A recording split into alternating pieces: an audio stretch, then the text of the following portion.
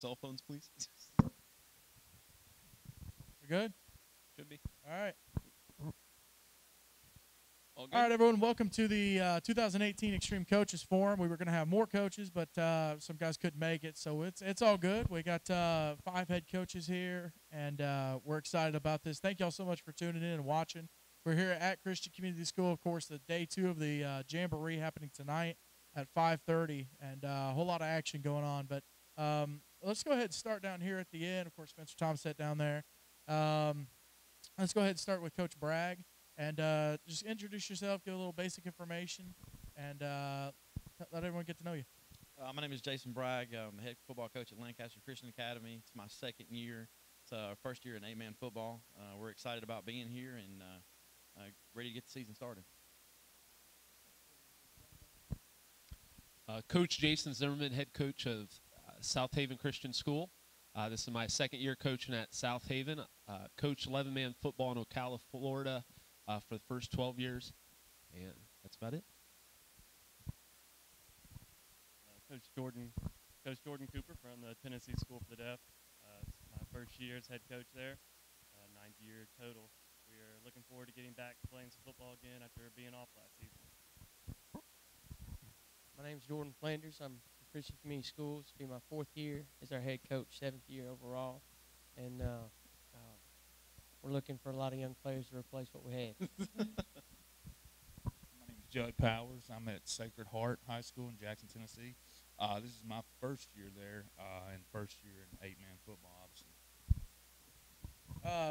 So obviously we'll start with you, Coach. Tell us how you got into coaching football, just really quickly, and then how you started. Thanks to the sound guys on that one. Are we good? Are we good? Sweet. Sorry about that. Okay. How you got into coaching, and then if you got into coaching somewhere else, how you got into coaching at the school that you're at? This is actually my first year coaching football in general. I coach baseball at the school there at Sacred Heart, and the guy that coaches baseball with me is the athletic director. So he asked me to coach football, which I played football growing up, played in high school, and had a couple opportunities to play in college, but I wanted to play baseball, so I figured, why not? We'll have a good time. And, we've only got 10 players on our roster right now, so you guys take it easy on us. But we'll have a good time, and hopefully we can compete. I went to Humboldt, and it's right north of Jackson. Okay. Well, I think 2009, I was getting ready to I'd already passed my TSSAA officiating test to referee, and I came by to see one of our practices here at Christian Community, and Coach Tommy Thornton was our head coach then. And he said, "Man, you don't need a ref. You need to come help me coach." And so I decided to come help, and pretty much been it since 2010. So been here as an assistant, special teams, offensive coordinator, and then now as our head coach. All right, so grew up in Georgia, played ball there. Actually played a different kind of the other football after high school, and came back to UT to finish up college and became a deaf ed major. I noticed that TSD had a football team, volunteered, didn't know any sign language, and just fell in love with it. Stayed there, been there for 9 years now, fluent in sign, defensive coordinator, and now this year moved up to head coach. Well,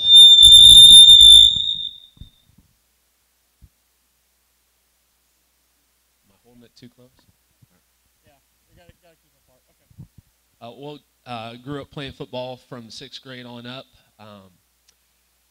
The Lord really worked on my heart to work in the ministry, and so I went 2 years to Ohio State University, and then my 3rd year, felt Lord wanted me to go to a Christian school, so went up, played football, Division III at Maranatha Baptist University, played there for 4 years. Had a buddy that went down to Ocala, Florida, and he was a head football coach there, asked me if I wanted to be assistant. Just loved the game, so of course I said yes. I wanted to keep pursuing football and keep working with young men. So went there for 12 years, coached there 12 years. In my 5th year, they named me the head football coach, so head football coach there for 7 years. Then the Lord sort of directed that it was my time was up there. So I started looking for a school, called Dr. Blazer, our administrator, and he found out that my grandfather and him knew each other in Ohio, and just a connection was made. So coached here for 1 year, and then this will be my second year coaching. I'm born and raised in Smyrna, Tennessee. Played football at Smyrna High School. As soon as I got out of high school, spent a couple years in school, and then joined the staff at Smyrna High School. Spent about 6 or 7 years there. Went on to Blackman to coach a couple years there, and then got out of the game to spend some time with my family. We started going to school at LCA probably 3 years ago, and just felt like God was leading me to get back into to athletics. And what a great opportunity to blend the ministry and to blend athletics. So blessed to be at LCA, going into my second year, and just glad to be there. All right, so the first question I've got is for Coach Powers. I'm not sure how much you've been aware of Sacred Heart's kind of history with 8-man football and such, but Sacred Heart was suspended last year from MTAC for using ineligible players and such, and now that you've replaced him and such. So not just for the coaches up here, but for in MTAC in general, what's kind of your message going forward as the new Sacred Heart head coach? Is it on? I can tell you I was not involved with that guy. I don't even know Coach Ashlock. I heard he was suspended for using players from another school that was legal at one time and was not legal when he was doing it. So I don't know why he chose to do that. Obviously, we were suspended for doing it. We're gracious to be back in the league. And you'll be able to tell we're not using players from another school when you see us, because we've got about 10 guys. So hopefully we don't get anyone hurt, or we'll be playing with 7 or 8. But, I mean, I think it was Madison, the school that's really small, close next to us. And all I can say is we're not doing that anymore. So I wasn't part of that staff. I don't even know. I wasn't even at the school at that time. So last year was my first year at the school coaching baseball. But this year I'll be doing both. And I know Coach Ashlock is no longer with the school as well. So that's about it. So what are some of the biggest things that you guys are trying to teach the young men that you coach? Obviously with football, but what are some of the biggest things that y'all are trying to teach them? The first thing we're trying to teach our guys is a sense of responsibility. I mean, just to know when to show up on time, not just for football, for class, for, these guys are guys that when they get done here, they're not going on to big Division I scholarships. My guys aren't, at least some of you guys may. If they do, it's in baseball, so don't hurt my guys.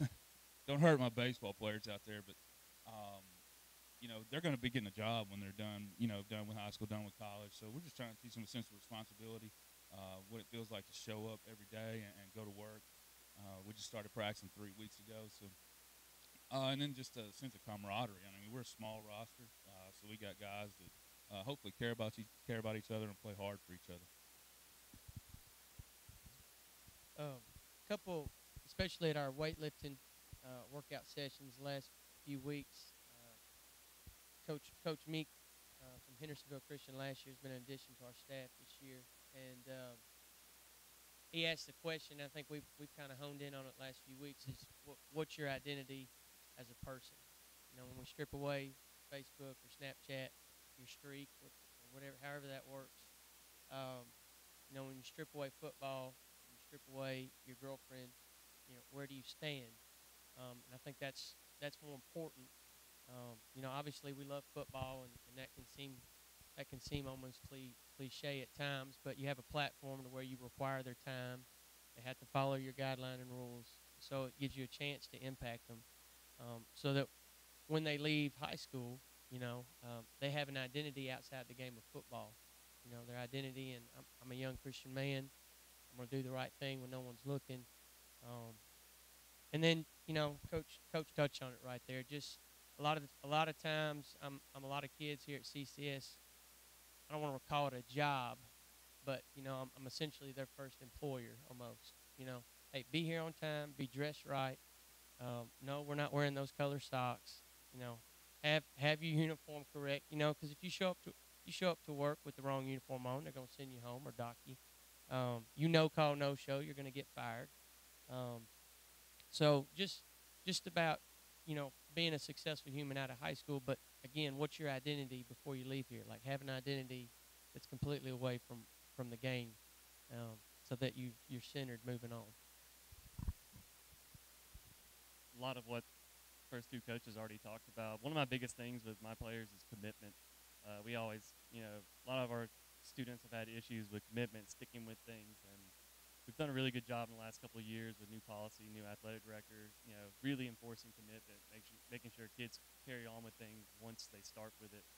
And that's huge, and we're just trying to build that character with them at a young age so they can bleed over to when they're young men, when they're committed fathers and committed, husbands one day. That's our biggest goal, is making sure they're ready for the real world.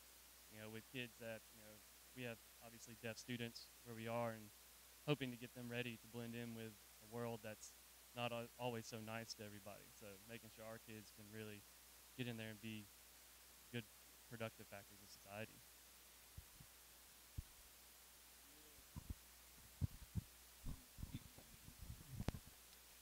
Well, along with what these guys said, football is not life. I think we heard in one, we went to one game and the coach said football's life. I don't think he meant that, but football teaches life lessons. And we believe solely that all of our answers are in the Bible. So we center everything around the Bible. And because of that, the Bible talks about how each player, each person in the church has a different part. Well, football team's that same way. And if you get players trying to do things they're not supposed to do, if they act selfishly, they hurt the team. And those life lessons we teach, we want them to be good fathers, good men in the community. And that takes part in just knowing what's your job, what's your responsibility that God's given you, not what you want. Okay, we know everybody wants to be the running back, the quarterback. But we all know if there's no lineman blocking, you're not going to succeed. Yeah, I know too. Believe it or not, I was a lineman as well. But those type of life lessons. Are you willing to just sacrifice yourself for other young men? Christ was a great example of that, and so that's what we're trying to teach, is that unselfish, unselfish person will get joy out of life on the football field, but then along the life they'll be able to contribute to the best of their ability. At Lancaster, we'd echo a lot of the things that you guys have said.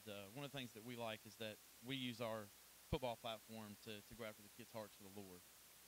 We want our kids to be on fire for the Lord, and I've got a great staff of football coaches, but they're on fire for the Lord, and they're very godly men. So we use that to reach their hearts.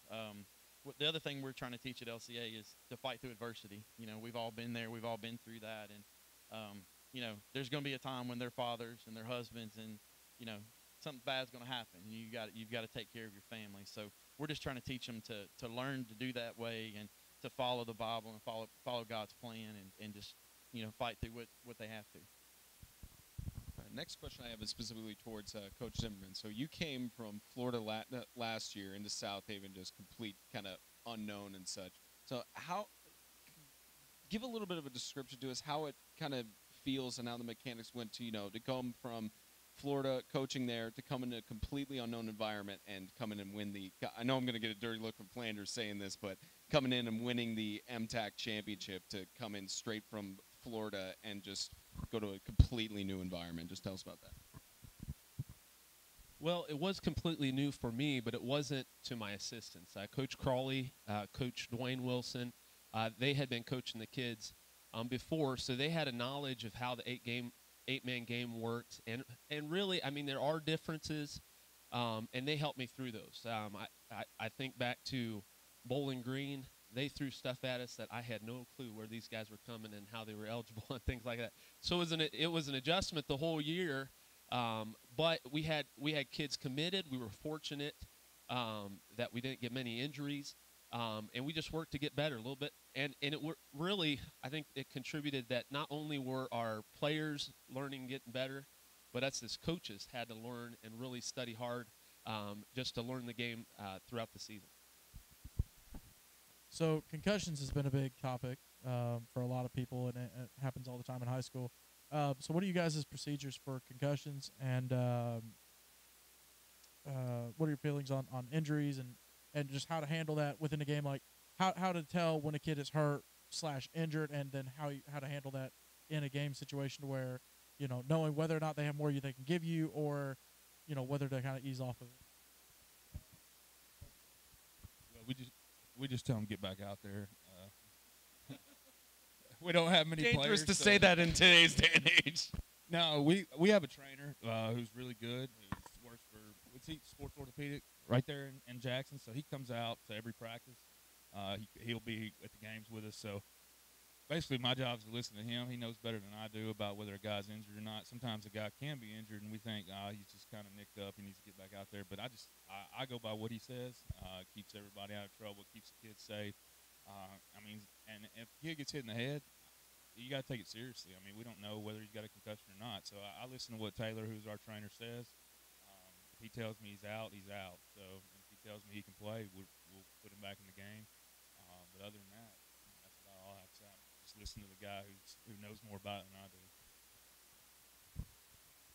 Pick him back out there. Yeah. I think you just always have to err on the side of safety. That's liability is something that can shut down your program. So just erring on the side of safety. I know coaches, like state of Tennessee has concussion protocol. They have like 3 or 4 sheets that you have your assistant sign, initial, it's given signs, letting them know what to look for, things like that. Head injuries aren't anything, to play with. I know CTE, I think, is the big topic right now. And I'm not dismissing, concussion research or anything like that. But I know the average football player lives longer than the average American here. So, I think more research we're going to find out. It will be helpful. A lot of kids learn wrong when they're young.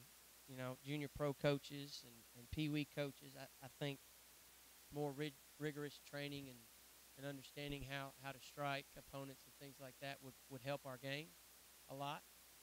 When I go to a junior pro practice and I look at it, I'm thinking to myself, I'm never letting my kid go away from me, one day, because instruction, proper instruction can save a lot of head injuries.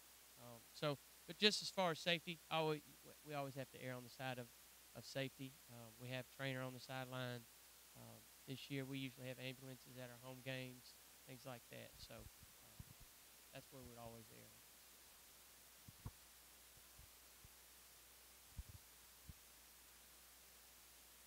Yeah, actually, girls soccer I think it's the #1 out of all the sports in America. It's funny you asked this question. For TSSAA, our school is under that umbrella for all of our other sports, so I'm required to do the concussion training that they send us every year, and just did it yesterday. The main thing is just education, making sure that you know the symptoms. Like you said, err on the side of caution no matter what. We have trainers at our games as well, so definitely if I feel any kind of suspicion of any sort, it goes straight to the trainer. If it's a practice, I'm going to err on the side of caution. A kid's safety and their life is not worth a practice or a game.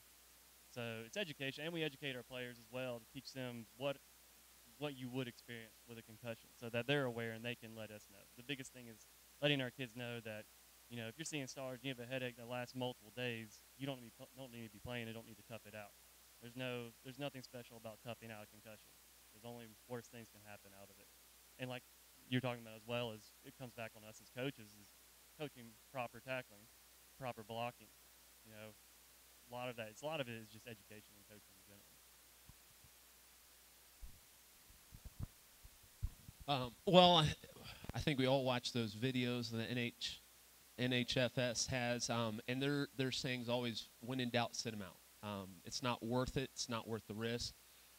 Learning technique, I think the Seattle Seahawks developed a good program where they, I think what has happened is the helmet has become, kids feel too safe with that helmet, and they're using it improperly and just getting away where they guard their heads. They need to be, it's just like anything else.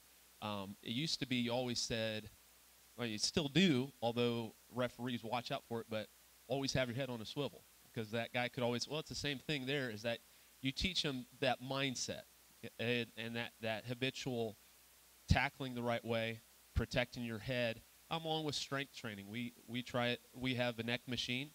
It's probably the least favorite because I mean everybody likes to get on the bench and how much can you bench? But we treat training so that they build their neck stronger, so they're not that head doesn't whiplash as much because they got strength. But it's just educating the kid. Yeah, I agree. I think the best thing is the education side of it. Obviously, we have a trainer as well, and he's a little bit smarter than I am when it comes to if a kid can get back on the field. But we also teach the Seattle Seahawks shoulder tackling is what we call it. But it's the education, and you'd hope to see that education just keep falling down the line. Especially as Coach Flanders was talking about in the youth football. I think these kids, they see the NFL guys and the college guys with the big hits, and those are fine and good, but when you're leading with that head, that's a big problem. Another, yeah. Oh, okay. Yeah. I'll start with Coach Bragg. I got another question. So of course 4 of y'all playing the Jamboree. A couple of y'all played last night, and then some of y'all playing today. What's the biggest thing y'all are trying to get out of the Jamboree?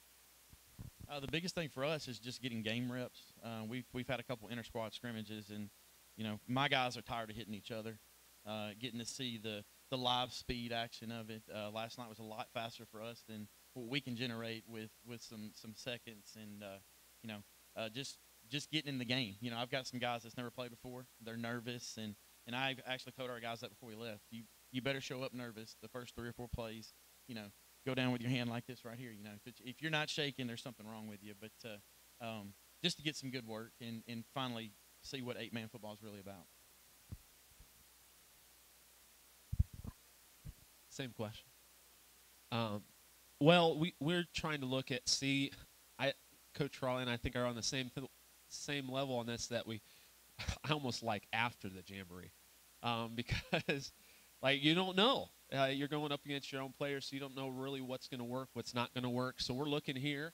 One thing that it's always we try to encourage our players. It shouldn't ever be a discouraging thing. Just go out there, play as best as you can. And us as coaches, we probably didn't write up the right plays or could have a better scheme. So really, we try to encourage them to come out here, without the pressure on yourselves. Just go out and play, and whatever's wrong, whatever's good, we'll fix it. We'll build off of that.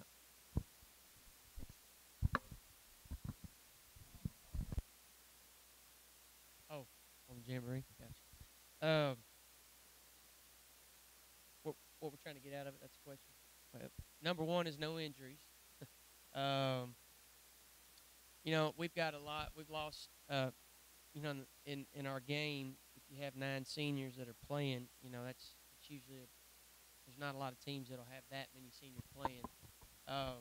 So replacing what we had last year, especially just for this year, I mean, we're replacing almost 3,000 yards rushing, probably close to a little over 1,000 passing just offensively. So we're trying to figure out, okay, who is the 4th-string running back from last year that can play ball this year.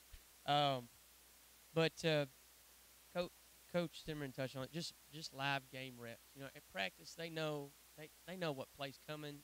At practice we know the defensive call, so we know how to. We're trying to adjust to it. I had to remind myself and our coaches last night that I almost want to see some schematic mistakes. So we can show them like, hey, okay, this would have been fine if we had one guy out of place and it screwed up the whole play. If you do your job, we'll be fine. But also, it's a good way for coaches to, league. I think it's good. We have 8 teams playing this year, so it's a way for all the coaches to come see kind of where's out there. Your guys, it's a way to kind of build camaraderie among our league, see what they're up against. But yeah, main thing is we're just trying to find players that are going to play this year. Gate money, he says. Yeah, for us, unfortunately, we don't have enough guys to have a scout team, so we're looking to actually hit someone, not someone else. We haven't even hit each other, really, because you can't just get a good look, especially defensively. We don't have a scout offense, so we can't get a good look. We can try to run half line, but with 8 man, you only having one guy on one side. It's kind of difficult. We've got mostly freshmen. We're starting young guys. I think most of our backs and receivers are all freshmen, so I want to see how those guys play against guys that are older than them. And we'll be able to see who's physical and who's not, because we haven't seen really a bunch of hitting going on. Number one, I don't want to get people hurt in practice because our numbers are so low. but we'll get to see who can tackle and who can't, and who can make plays and who can't. So I'm excited about that. So another big topic that's been going on is that the National Football League just allowed for relaxed touchdown celebration rules. And I know in high school it's a little bit different. And I had the pleasure of going to an officiating meeting we recently had with kind of the main guy who coordinates officiating for MTAC, Ronnie Perkins. And in reference to, I believe it was NBA and Father Ryan, he said, if you have one person pointing up in the end zone after a touchdown, you're going to have a riot. So I know that everybody has their different things on it, but and I know that I think college football is going to start being more levying on touchdown celebrations. But just from a coach's perspective, and not just a coach's perspective, but a representative of your club and your school's perspective, how do you feel about touchdown celebrations from your players? I'm okay if our kids get excited about scoring and we celebrate together as a team. The individual part is the part that drives me crazy. We preach, act like you've been there before. You may never have, but act like you've been there before. And we want our kids to understand this is a team game. It's not an individual game. And, I'm okay with some of it, but, we got to act like we've been there before. Yeah, same thing. Really, it's about the team. So one guy going out there doing something by himself, or even a couple of guys, we don't want that. We come back together, we're going to celebrate, but we don't need to flaunt it off and any of that.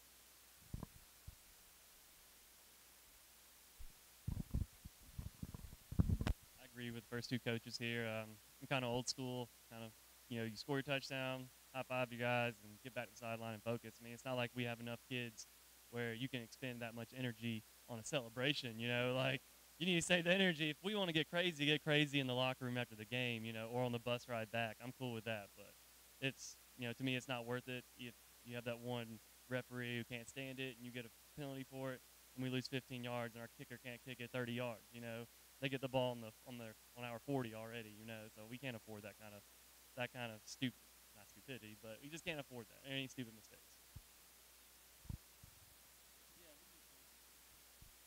We actually have permanent markers at each field goal pole, and if they wanted to, no, I'm kidding. I don't know that.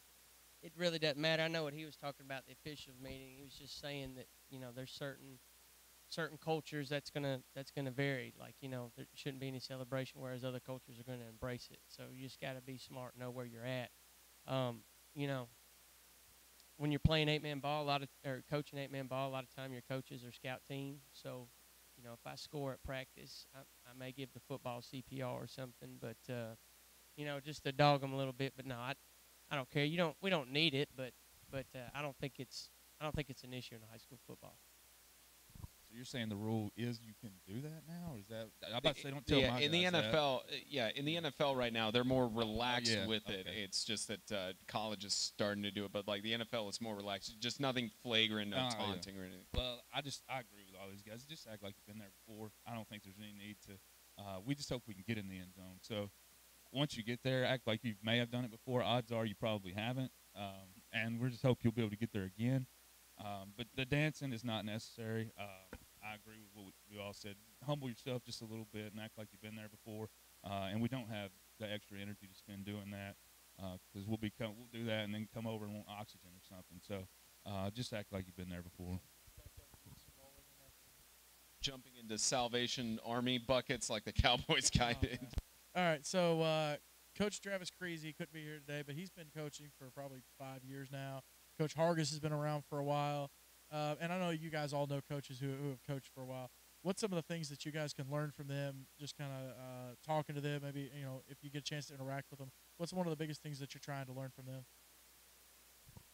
I mean, if I do get a chance to talk to one of those guys, just schematically, the 8-man game is much different than the 11-man game. Just I would like to pick their brains and talk about the differences offensively and defensively. We've got schemes drawn up. I don't even know if they're the right fit for this game, but I guess we'll find out somewhat today. But I guess if I got a chance to talk to them, just the differences in the 8 and 11-man football in general. Well, the main thing I'm going to try to learn is how not to lose in a championship game continually. But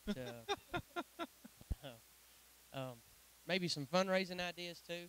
Keep getting money in our programs. But no, Coach Creasy and I've talked quite a few times. It's interesting to see around our league, especially now with 12 teams, and then I know we have a couple of schools that are outside our league. It's interesting to see how guys correlate.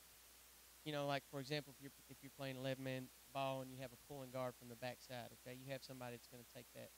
It's going to be able to fill that spot where he's leaving. Well, if you're 8-man ball, you don't have anybody to fill that spot. A lot of times. So it's just interesting to see. I learn more from watching them, and seeing how they beat us in situations.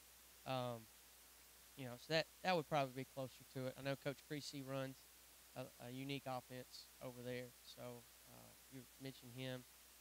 Coach Withington, is it Withington from FCS? He had some good schemes last year that you pick. I mean, it's a copycat game, so try to take the best of what you get from other teams and see how you can make it fit yours.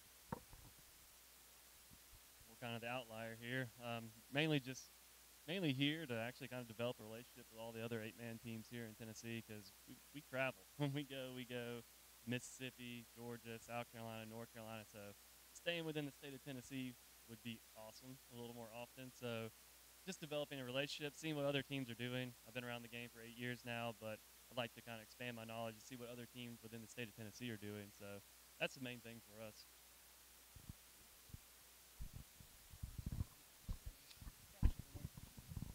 Well, scheme is always good. I think some of the more successful plays I have are from something. I'm a defensive guy, something I couldn't stop. So it's always nice to see those guys and how the ones with wisdom that have been playing there or have been coaching for years, and how they do the same thing over, but they do it successful. So you learn about the game, what works, but also just the wisdom. Try to watch the wisdom of how they treat the players. That's sometimes a hard thing to balance out, how you treat a player. Every kid's different, and like that, how they respond well. How do you keep the consistency? How do you keep the kids wanting to play for you and that? And if you can get that going, you get kids that want to play with your scheme. I think we all can scheme it up, but it's getting the kids to buy into what you're doing. I think the biggest thing for us, going from I've always been a part of 11-man football and jumping down to 8-man. From about December on, we watched a lot of video and just learning, like you guys have all said, the schemes of what things work and what things don't, and really what fits your kids, and just going from there. So I do want to ask, because all of you guys have had several years of coaching experience one way or another. What would you say? I know that some of you guys have done 11-man, some of you have done 8-man, but what would you say is your best experience that you remember coaching, or kind of best memory you've had over the years? For me, personally, I think it's just the relationships that we've developed with kids.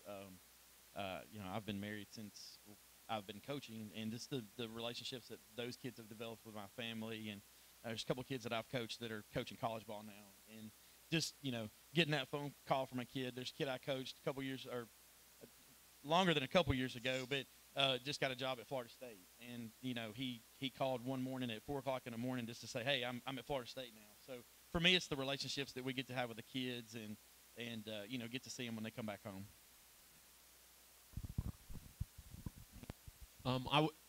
Of course, this last season winning the championship was one of the best experiences.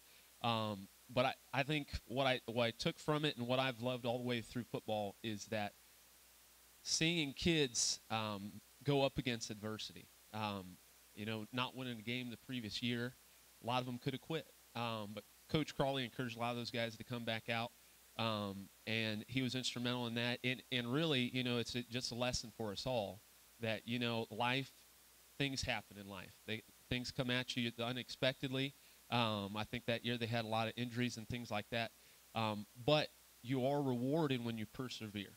When you trust that the Lord is going to be good to you, that He's good to those that love Him, and you stick with it. You trust that, and it gets you through hard times, through difficult times. And if you're patient, you'll see it you'll see yourself succeed and do things you never thought you could do.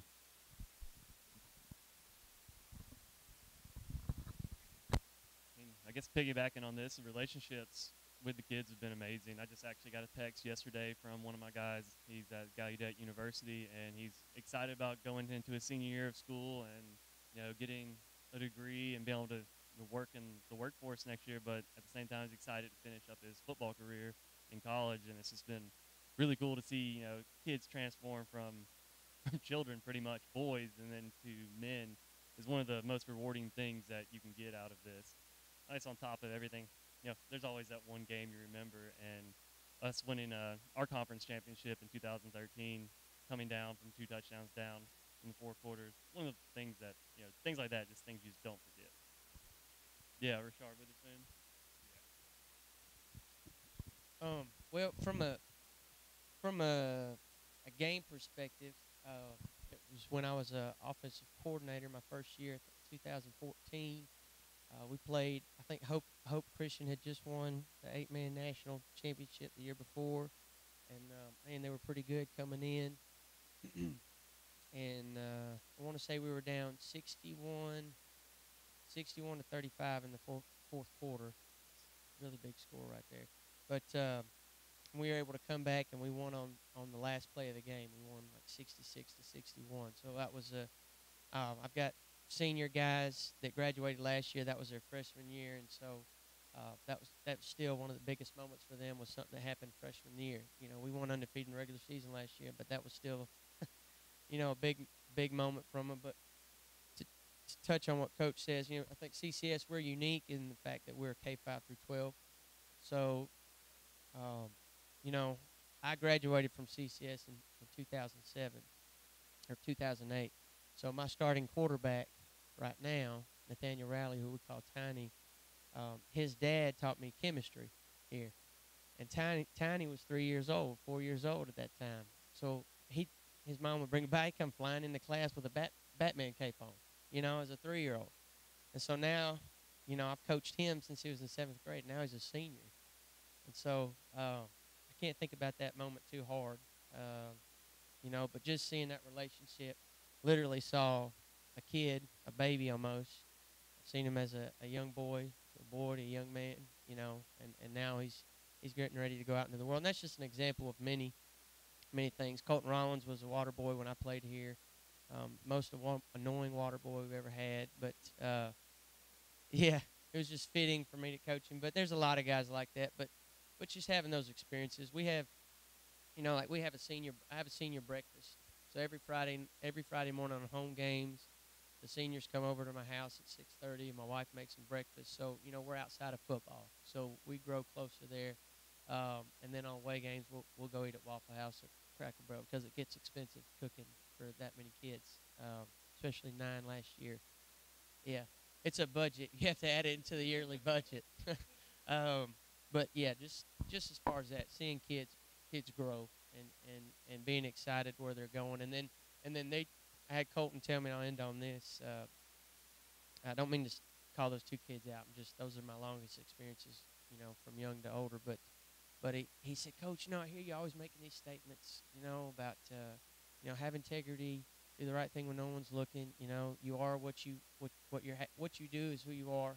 Like you can't just say, well, I'll get better at this later. No, if you keep doing the same thing over and over again, that's what you're going to produce. And so he told me after football last year, he's like, Coach, I should just always listen to those sayings and just one in and out the other, didn't listen to it.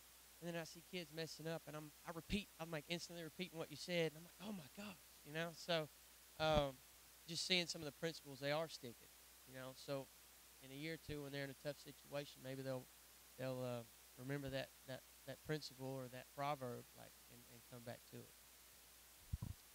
Well, most of my coaching memories to this point come from baseball, but I don't think it matters what sport you're in. It's the same as you guys. It's building relationships with the kids and watching them develop. Just one instance, I had a 12 guy that he was 11 and 12 that I coached.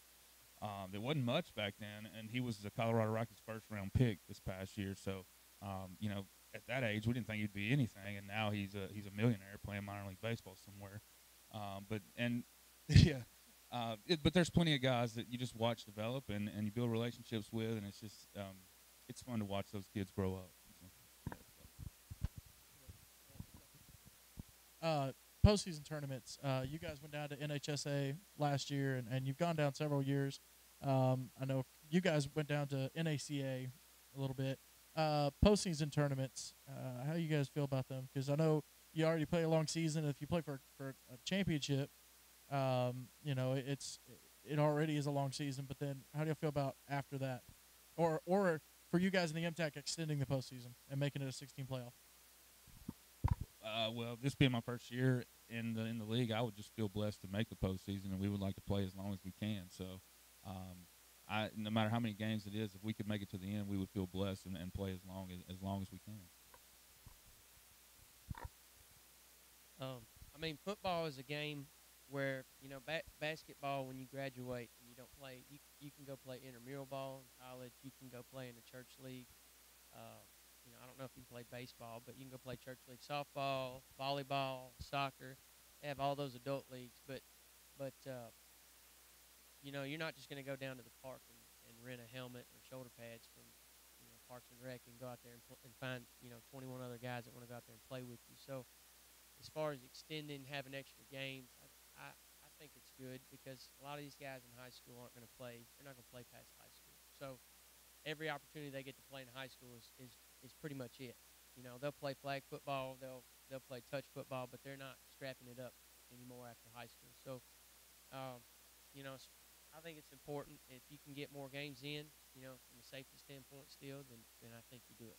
Give them more of an experience to have.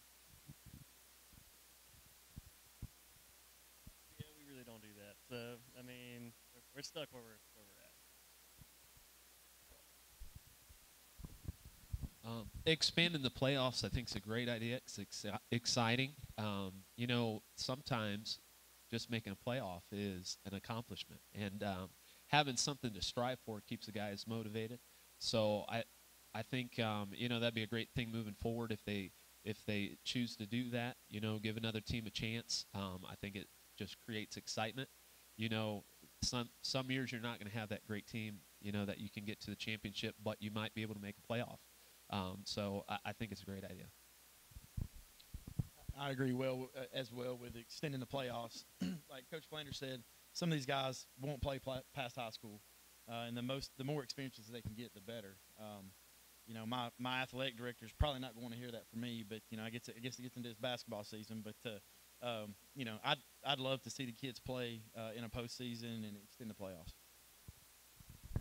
Isaiah, do we get any questions from online?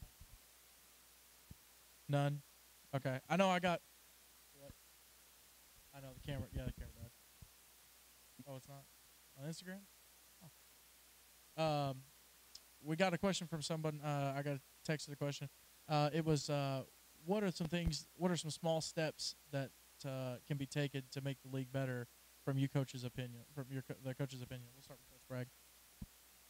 I'll be honest with you. This is our first year in the league, so far we've liked everything we've seen. I'm sure as we go upon, keep going, we'll see some things we'd like to see added or taken away. But right now I don't really have anything to add to that. We pretty much like how the league's going. I guess one exception is get a little bit frustrated. I don't think we had to deal with it this last season, but a team that maybe cannot fill the team, and then so they grab players from another team or whatever and then become ineligible. To us, it seems maybe a little bit unfair.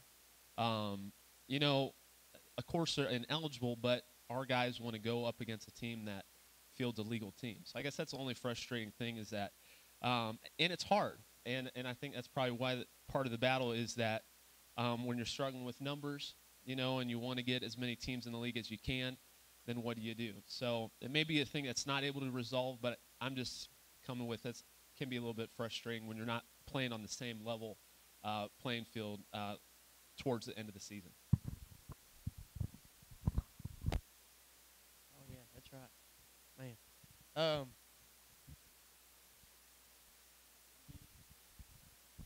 If you can make the southeastern part of the United States a lot smaller, that'd be really good. If we could somehow. Yeah, if anybody wants to help support tickets for us to fly to Jackson, Mississippi, that'd be awesome. Instead of a 10-hour bus ride, we'd really appreciate that. No, we would actually, I know, in the future, maybe joining a league like MTAC would be something pretty amazing. Just having a conference schedule that was fully slated would be awesome. That'd be something we'd love to jump in on in the future. Y'all can. It's a beautiful city. I don't know. Like we play a lot of Saturday games. You know, if it's a hard drive for someone on a Thursday, but you know, we'd love to have anyone out on a Thursday. We typically like to do Thursday or Saturday games. Our kids are residential, so they go home a lot of times on Friday, and we're really limited to the number of Saturday games, which we'd like to keep with our traditional deaf rivals, whether it be Mississippi, Louisiana, Alabama if they're playing 8-man. So we'd like to keep those Saturdays open for that. But Thursdays, you know, we're always open. Love to have everyone who wants to come. Well, I think MTAC in general is actively trying to take steps to make our conference, the football portion, and speaking towards that at least, stronger. I know next year the conference will produce the schedules for teams, which will give teams at least 7 to 8 games, and when you're playing with a limited number, I would say, 7 to 8 games is a good amount of games. We played 10 last year, but I knew we had a lot of players that could play those games. That's probably not a normal thing you're going to see out of the 8-man league. Personally, I would like to see us as maybe we keep growing, maybe develop an 11-man division inside of it. I think if teams felt like they could make the jump, and I've talked with a couple of coaches about this already, but if you were jumping and you were playing the same team with the same kids, you would feel more confident making that jump than you would if, all right, let's go schedule what we would consider, or what TWSLA would consider a small school, but would be like twice our size. So producing those schedules, so we can avoid ties and things like that. Situation we were in last year. I think we've taken some good proactive steps to trying to fix that, and yeah, that's about it. First year, so I just look forward to learning from you guys, and hopefully I'll have some things to bring to the table after the first year. So this will just be a learning experience for us. All right, let's end on this. Can we get each of you coaches to say something nice about the other another coach, or maybe all the coaches up here? We'll start here. I mean, you all look great. I mean, what do you? No, like I said, I just look forward to, and I don't know if this pertains to learning from you guys. And any of you guys have extra time to talk about 8-man football between games, and if you see me standing around, I would love to talk to you and pick your brain about the game. I know you're not going to give away any of your schemes or anything like that, but because we'll probably be playing some of you guys. But I'd love to talk to you and just hear about the 8-man game in general as we go along. Something nice. Okay. Yeah. Yeah. I think I really enjoyed. We play. I think we've had some really in the past. CCS has had a really heated. I say heated, but a really intense in a good way rivalry with Franklin Classical. It used to be every other year for 4 or 5 years there in a row back in the, back like, 06, 07, 08, and then, again, like 9, 10, 11. I think there was a lot of back and forth, and so I know Seth Withington was the coach then, so I've really enjoyed talking with him. I think he's got a great mind, and then Coach Adams, although he's in his second year at FCA, I know playing those teams, no matter whether they're down or up, I know that they're always going to be prepared to play us, and so I enjoy watching those coaches, because I've learned from watching other coaches, the way they're dividing up, to make up maybe for what they feel is like a deficiency in part of their team, like if it's a certain area on the field, like how are they countering that?